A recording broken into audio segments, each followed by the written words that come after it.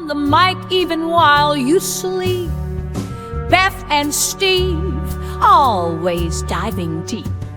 The shore has no snooky, that is the word. And the Miss Jenny Sugar Cookie slap, you heard.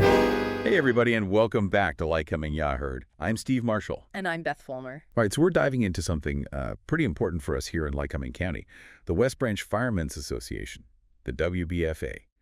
They've been having some trouble getting the funding they need. And it's a big deal because it really impacts all of our public safety. Yeah, it's been getting a lot of attention lately. That report from Anthony Stonewall in Lycoming Ya Heard really laid it all out. The whole situation is a lot more complicated than some people might think. Yeah, a lot of folks probably just saw the headlines and moved on. But we're going to take a deeper look. Why is the WBFA so important? Why are they struggling to get funding? And what does it mean for all of us who live here? The thing is, the WBFA isn't just some extra layer of bureaucracy. They're actually super important for all the fire departments in both Lycoming and Sullivan Counties. They're like the central hub that keeps everything running smoothly, right? You've got all these different volunteer fire companies all over the place. And the WBFA helps to make sure everyone's on the same page with training and communication. And they're the ones going to bat for those fire companies when it comes to getting resources from the county. Exactly. And the crazy part is, Lycoming County doesn't really give them any dedicated funding. Stonewall's report called them an external entity, which is kind of ridiculous when you think about how crucial they are for keeping us all safe. Yeah, that's a head-scratcher for sure. Stonewall's report talked about Todd Winder and how frustrated he is with the whole situation. Winder's the fire chief over at the Clinton Township Volunteer Fire Company, and he's been fighting this funding battle for years. Winder's story is pretty amazing, actually. His family has a long history of firefighting in the area. His grandfather was one of the founders of the Clinton Township Company, and his dad served there for 30 years. Wow, talk about a family tradition. So when Winder goes to those county commissioner meetings and speaks his mind, he's not just some guy with an opinion. He's speaking from decades of experience. He knows how much these funding shortages hurt the fire departments and make it hard for them to do their jobs. Absolutely, and one of the things Stonewall's report really highlighted was the lack of communication that seems to be going on.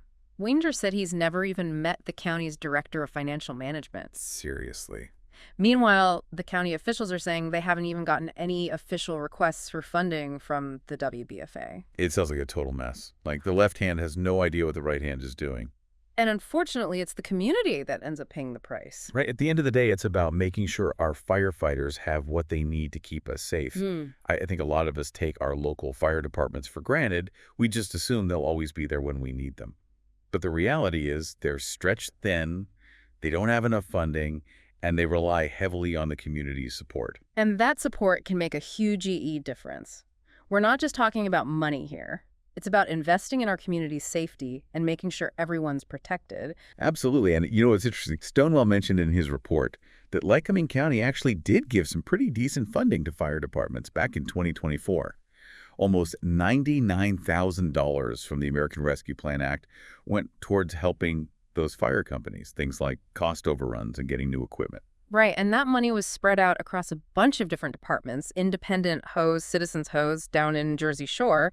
So it's not like the county hasn't been willing to help out in the past. So what's changed? Why are we suddenly in this crisis mode when they were handing out money just a year ago? That's the million-dollar question. And I think it all comes back to that communication problem that Stonewall was talking about. You've got the WBFA and people like Winder who are really fighting hard to get stable funding.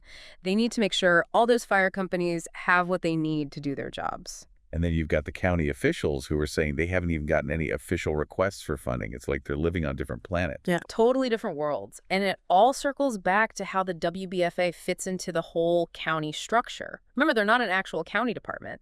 They're more of an advisory group. So they're stuck in this weird in-between zone, trying to do really important work, but without a clear way to get the money they need.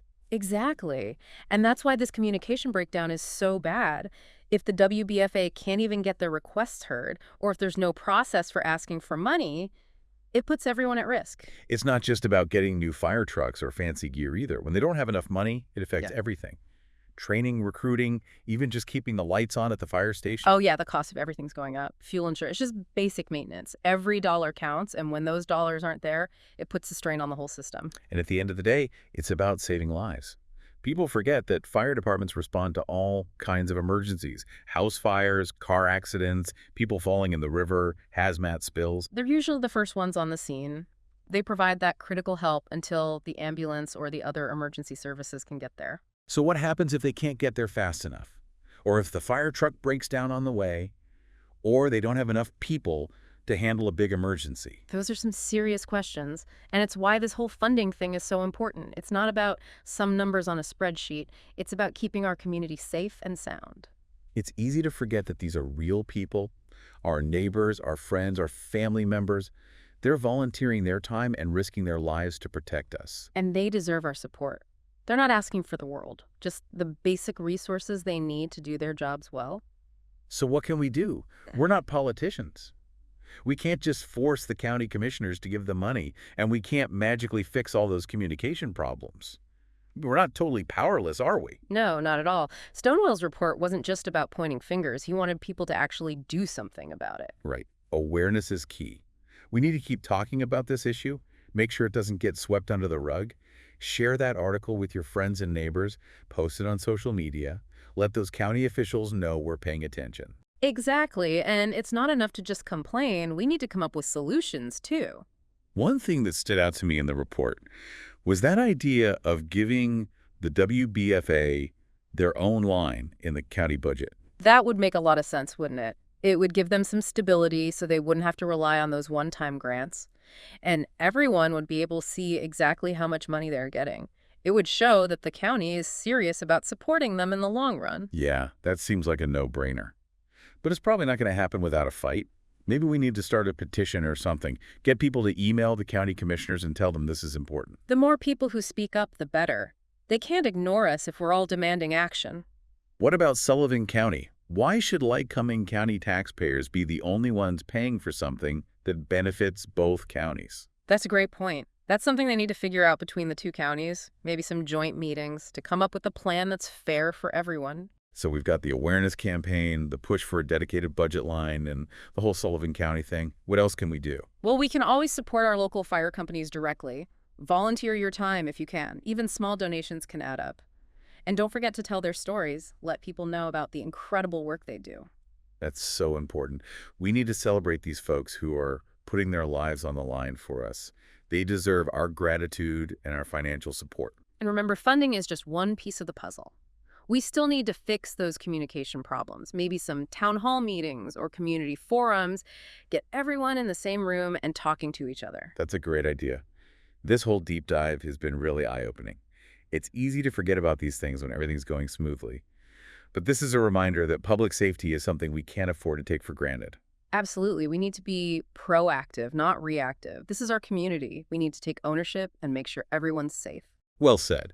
This has been a fantastic conversation. We've learned a lot about the WBFA funding crisis, brainstormed some potential solutions. Hopefully our listeners are feeling inspired to get involved. Remember, knowledge is power. And informed citizens are engaged citizens.